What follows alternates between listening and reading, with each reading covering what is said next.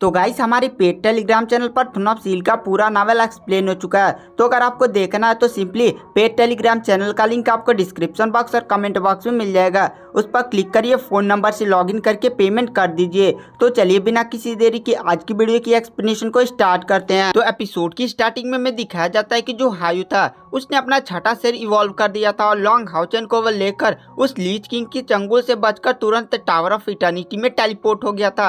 और Leach king पागलों की तरह वहां पर चिल्ला रहा था और वहां पर जो लॉन्ग हाउचन और उसकी पूरी टीम एकदम टावर ऑफ इटर्निटी में वो लोग बैठे होते हैं। और वहां पर लॉन्ग हाउचन कहता है बाल बाल बच गए और वो लोग हायू की तरफ देखते हैं। हायू ने अपनी इतनी खतरनाक क्षमता का उपयोग किया था कि वह लॉन्ग हाउचन को लीच किंग के हाथों से छीनकर तुरंत टेलीपोर्ट भी कर लिया था, जिसके कारण हायू इस समय काफी ज्यादा कमजोर होकर फिर से गिरकर वहीं पर बेहोश हो जाता है। लॉन्ग हाउचन तुरंत उसे अपने पास रख लेता है।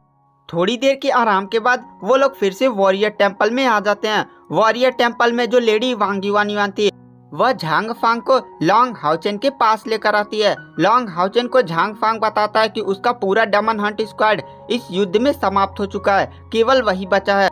अब झांग फांग कहता है कि मैं इस दुनिया में अकेला हूँ और केवल मैं लेडी वांग युआन की रक्षा करना चाहता हूँ, इसीलिए लॉन्ग हाउचन क्या तुम मुझे अपने साथ रख सकते हो? तो लॉन्ग हाउचन थोड़ी देर सोचता है और कहता है ठीक है, तुम मेरे डेमन हंट स्क्वाड के एक मेंबर हो। वैसे लॉन्ग हाउचन के पास सारी डेमन हंट स्क्वाड की सीट फुल थी, लेकिन लॉन्ग हाउचन अब सेंट प्रोविजनल नाइट बन चुका था, जिसके कारण जो लॉन्ग हाउचन था वो झांग फांग को अपने डेमन हंट स्क्वाड में एक अस्थायी मेंबर के रूप में रख लेता है। लॉन्ग हाउचन को अब नाइट टेम्पल को इसके बारे में बताने की भी जरूरत नहीं थी, क्योंकि लॉन्ग हाउचन खुद ही एक नाइट टेम्पल का बहुत ही बड़ा एल्डर और वह भी अपने सेंट प्रोविजनल नाइट पद का फायदा तो थोड़ा उठाएगा। उसके बाद लॉन्ग हाउचन, कायर, लेडी वांग युआन, लिलिन और रिटेना नाइटानी और झांग फांग सीधे अब स्पिरिचुअल टेम्पल की तरफ निकल जाते हैं, जहां पर उन्हें चेनिंगर को लेकर अपने डेमन हंट स्क्वाड को बनाना था। उसके बाद ये लोग प्रिस्ट टेम्पल की ओर जाएंगे और प्रिस्ट टेम्पल में वो सीमा जियान को लेंगे और यहाँ पर लॉन्ग हाउचन की पूरी डेमन हंट स्क्वाड टीम पूरी हो जाएगी। उसके बाद हमें सीन शिफ्ट किया जाता है स्पिरिचुअल टेम्पल की तरफ। स्पिरिचुअल टेम्पल में एल्डर होंग्यू और उनकी पत्नी सैन सुई बैठी हुई थी और उनके सामने चेनिंगर खड़ी थी। चेनिंगर ने संत आत्मा क्लोच को धारण किया हुआ था। संत आत्मा क्लोच एक दिव्य स्तर का उपकरण है। चलिए गाइस, मैं आपको हथियारों की रैंकिंग एक बार फिर से बता देता हूँ। हथियारों में सबसे लो आता है लो लेवल का, उसके बाद ग्लोरियस टायर, उसके बाद आता है लीजेंडरी टायर, उसके बाद आता है महाकाव्य स्तर, उसके बाद आता है दिव्य स्तर का उपकरण, उसके बाद अति दिव्य स्तर का उपकरण और सबसे पावरफुल है परम दिव्य स्तर का उपकरण। और इस समय जो चेनिंगर ने संत आत्मा क्लोथ्स पहना हुआ था वह एक दिव्य स्तर का उपकरण है और यह स्पिरिचुअल टेम्पल की धरोहर माना जाता है। इसे लगभग 10,000 सालों में कोई भी पहन नहीं पाया है, लेकिन चेनिंगर इसे धारण करने में सक्षम थे, क्योंकि इसे आध्यात्मिक संत कन्या कहा जाता था और इसकी हेवनली बॉडी भी एक्टिवेट हो चुकी थी। जो चेनिंगर थी उसकी हेवनली बॉडी अभी 1 महीने पहले ही एक्टिवेट हुई थी और ये संत आध्यात्मिक कन्या बन चुकी थी और इसकी पावर भी अब समनिंग बहुत ही खतरनाक हो गई थी। पहले चेनिंगर अपनी समन टेक्निक्स को नहीं कर पाती थी, लेकिन अब बहुत ही खतरनाक समन टेक्निक्स को कर लेती है और हमें दिखाया जाता है चेनिंगर की आंखों में आंसू होते हैं और ये जो आंसू था वह चेनिंगर के हाथ में एक लेटर था, उसी की वजह से आया था। और चेनिंगर रोते हुए कहती है दादाजी और दादी जी आप कुछ तो करिए, आप इतना शांत कैसे हो सकते हैं, आपको उसे बचाना होगा। दरअसल जो चेनिंगर के दादाजी थे एल्डर होंग्यू और उसकी दादी सैन सुई वह स्पिरिचुअल टेम्पल के हॉल मास्टर थे। एल्डर होंग्यू कहते हैं बेटी चेनिंगर तुम शांत हो जाओ, हम अभी कुछ नहीं कर सकते, वो काफी ज्यादा खतरे में है, उसे डेमन ने पकड़ लिया है, हम कैसे कर सकते हैं, हमें पता भी नहीं है कि वो जिंदा बचा होगा या भी नहीं। तो वहाँ पर चेनिंगर कहती है पर आपको कुछ ना कुछ तो करना होगा, अभी हम आशा नहीं छोड़ सकते, शायद वह जिंदा हो और हम उसे बचा सकते हैं। तो वहाँ पर सैन सुई बोलती हैं बेटी तुम शांत हो जाओ, इतना रो मत, हम उसे बचाने की पूरी तरह से कोशिश कर रहे हैं और वैसे भी मैंने टेम्पल ऑफ अलायंस को लेटर लिख दिया है, वह किसी पावरफुल डेमन हंट स्क्वाड को भेजते होंगे। तो वहाँ पर चेनिंगर कहती है पर टेम्पल ऑफ अलायंस भी कैसे करेगा, इस समय पूरा युद्ध का माहौल चल रहा है और सारे पावरफुल डेमन हंट स्क्वाड अपने अपने सीमाओं को रक्षा करने में बिजी हैं, तो क्या वो हमारी मदद के लिए आएंगे? तो वहाँ पर एल्डर होंग्यू कहते हैं चेनिंगर बेटा तुम शांत हो जाओ, तुम तो पहले उसकी कभी भी इज्जत नहीं करती थी, लेकिन अब तुम्हें क्या हो गया है?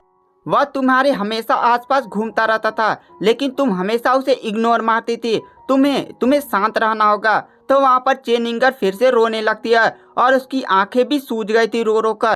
तो चेनिंगर गुस्से में अपने दादा और दादी से कहती है कि अगर आप लोग कुछ नहीं करेंगे तो मैं ही उसे जाऊंगी राक्षसों के इलाके में बचाने। तो वहाँ पर एल्डर होंग्यू कहते हैं, बेटा तुम क्या बोल रही हो, तुम भी जाओगी, तुम वहाँ पर मर सकती हो और तुम हमारी स्पिरिचुअल टेम्पल की होप हो, तुम ऐसे नहीं जा सकती। तो वहाँ पर चेनिंगर कहती है मैं जाऊंगी। और यहाँ पर काफी ज्यादा माहौल थोड़ा खराब होने लगता है। तभी उन लोग के कमरे में एक गार्ड आता और कहता है, एल्डर सैनसुई और एल्डर होंग्यू आप लोग से मिले, नाइट टेम्पल से सेंट प्रोविजन नाइट हेड आए। नाइट टेम्पल का सेंट प्रोविजनल नाइट हेड होना एक काफी बड़ी पदवी मानी जाती है। नाइट टेम्पल सभी मंदिरों का हेड है, मतलब सबसे ज्यादा वो पावरफुल माना जाता है। और उसका सेंट प्रोविजनल नाइट हेड जरूरी बहुत ही ज्यादा प्रतिभावान होगा। तभी वहाँ पर चेनिंगर अपने दादाजी से कहती है, दादाजी आप इस सेंट प्रोविजनल नाइट हेड से मदद क्यों नहीं मांगते? अगर ये हमारी मदद कर देगा और उसे वापस ला देगा तो कितनी ज्यादा खुशी की यह बात होगी। तो वहाँ पर एल्डर होंग्यू कहते हैं, बेटा तुम शांत हो जाओ, वो पता नहीं यहाँ पर क्यों आया। मैं एक बार जाकर उस सेंट प्रोविजनल नाइट हेड से इसके बारे में बात करूंगा। दरअसल गाइस यहाँ पर हुआ यह है, यांग वांग झाओ और ड्युआंगी दोनों डेमंस के द्वारा पकड़ लिए गए हैं और चेनिंगर यांग वांग झाओ के लिए काफी ज्यादा चिंतित है। दरअसल चेनिंगर और यांग वांग झाओ की सगाई बचपन में ही हो गई थी, लेकिन उनके बीच में कुछ मनमुटाव था जिसके कारण वो लोग आपस में कभी बातें भी नहीं करते थे। और आप लोगों ने देखा होगा कि डेमन हंट स्क्वाड में जब यांग वांग झाओ ने चेनिंगर को चुना था तो चेनिंगर ने उसे मना कर दिया था और उसने सीधे कह दिया था कि वह किसी की भी डेमन हंट स्क्वाड में जा सकती है, लेकिन यांग वांग झाओ की डेमन हंट स्क्वाड में नहीं जाएगी।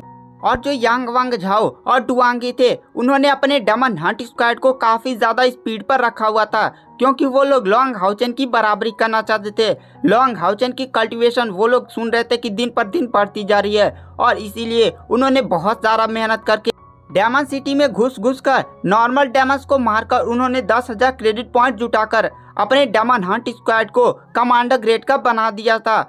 यांग वांग झाओ और डुआंगी काफी ज्यादा खुश होते हैं और उन्हें विश्वास था कि वह लॉन्ग हाउचन से पावरफुल हो चुके हैं, लेकिन उन्हें पता चलता है कि लॉन्ग हाउचन और उसकी टीम तो कभी मतलब उनसे 2 साल पहले ही उनकी demon hunt squad team commander grade में पहुंच चुकी है। और इस बात से वो लोग काफी ज्यादा निराश हो जाते हैं और भी ज्यादा मेहनत करने लगते हैं। और जब डेमन गॉड ने यह बैटल स्टार्ट कर दी तो वो लोग स्पिरिचुअल टेम्पल की तरफ से बहुत ही खतरनाक डेमन से फाइट कर रहे थे। यांग वांग झाओ और डुआंगी को एक खबर पता चलती है कि स्पिरिचुअल टेम्पल की तरफ डेमन्स की सेना बढ़ रही है और उसमें कोई भी डेमन गॉड नहीं है। ये लोग अपनी पूरी प्लानिंग बैठा लेते हैं कि कैसे उस डेमन सेना को खत्म करना है और ये लोग प्लानिंग बनाते हैं कि ये लोग डेमन सिटी में घुसकर एक सुनसान जगह पर उस सेना को खत्म करेंगे। ये लोग अपनी प्लानिंग के साथ एकदम पहुंच तो जाते हैं और डेमन सेना पर भी आक्रमण कर देते हैं। यही कदम इनका सबसे बड़ी गलती होती है, क्योंकि उस डेमन सेना में एक डेमन गॉड था और उस डेमन गॉड का नाम था डेमन गॉड सीरी। और गाइस यही सीरी जो लॉन्ग हाउचन के हाथों मारा गया है, लेकिन डेमन गॉड सीरी ने उस समय यांग वांग झाओ और उसकी पूरी डेमन हंट स्क्वाड को खत्म कर दिया और केवल यांग वांग झाओ और डुआंगी को बंदी बनाकर डेमन सिटी में रख लिया है और वहां पर कुछ डेमन गॉड को उसकी रक्षा में लगा दिया है। जब डेमन गॉड सीरी मारा जाता है तो जो डेमन गॉड यांग वांग झाओ और डुआंगी की रक्षा कर रहे होते उन्होंने उनके डेमन हंट स्क्वाड में से एक असैसिन को भी बचा कर रखा था। उस असैसिन को बहुत ही ज्यादा वो लोग घायल कर एक पत्र लिखकर सीधे वो लोग स्पिरिचुअल टेम्पल की तरफ भेजते हैं और वही जो असैसिन था वो घायल अवस्था में स्पिरिचुअल टेम्पल पहुंचता है और वहां पर यह पत्र ले जा चेनिंगर को दे देता है। और चेनिंगर जब ये खबर पड़ती है तो काफी ज्यादा परेशान हो जाती है और तुरंत अपने दादाजी एल्डर होंगी और अपने दादी जी सैनसुई के पास जाती है और यांग वांग झाओ को बचाने की विनती करने लगती है। और गाइस यहाँ पे हमें सीन प्रेजेंट में लाया जाता है।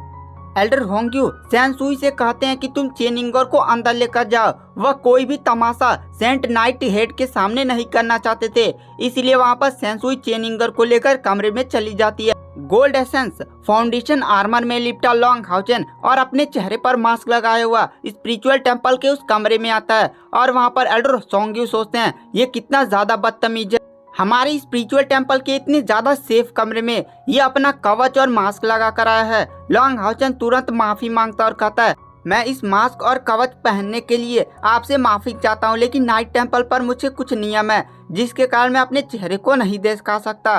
और वहाँ पर एल्डर होंग्यू कहते हैं अच्छा ये बात है। उसके बाद वहाँ पर तुरंत जो चेनिंगर होती है वो दौड़ते हुए लॉन्ग हाउचन के पास आ जाती है और उसके गले लग जाती है और उसके गले लगकर जोर जोर से रोने लगती है। और इस नज़ारे को देखकर वहाँ पर एल्डर होंग्यू भी काफ़ी ज़्यादा शौक थे। दरअसल चेनिंगल ने लॉन्ग हाउचन की आवाज़ को पहचान लिया था। चेनिंगल लॉन्ग हाउचन के साथ इतने साल तक रही थी और वह लॉन्ग हाउचन की आवाज़ को नहीं पहचान सकती तो कौन पहचान सकता है। थोड़ी देर रोने के बाद जो चेनिंगर होती है वो लॉन्ग हाउचन से कहती है कप्तान आपको उसे बचाना होगा। तो लॉन्ग हाउचन कहता है किसे। तभी वहाँ पर जो सैन सुई होती है वह सीधे चेनिंगर के पास आती है और उसे अपना हाथ पकड़ते हुए लॉन्ग हाउचन की बाहों से अलग कर दिया। तो चेनिंगर कहती है दादी ये कप्तान लॉन्ग हाउचन है। लॉन्ग हाउचन का नाम सुनकर वहाँ पर सेंसुई काफी ज्यादा शौक हो जाती है। सेंसुई ने लॉन्ग हाउचन को डायमंड हंट स्क्वाड में देखा था और वो अभी ज्यादा साल की बात भी नहीं है और लॉन्ग हाउचन इतना ज्यादा पावरफुल हो गया है और वह gold essence foundation armour night भी पा चुका है। और वहाँ पर जो एल्डर होंग्यू होते हैं वो लॉन्ग हाउचन के बारे में नहीं जानते थे, मतलब उन्होंने केवल अपनी बेटी के बारे में उसके नाम को सुना था पर उन्होंने कभी लॉन्ग हाउचन को देखा नहीं था। लॉन्ग हाउचन तुरंत अपना मास्क और गोल्ड फाउंडेशन आर्मर निकाल देता है। लॉन्ग हाउचन के चेहरे और उम्र को देखकर एल्डर होंग्यू काफी ज्यादा शौक हो जाते हैं और कहते हैं इतनी छोटी सी उम्र में इतनी ज्यादा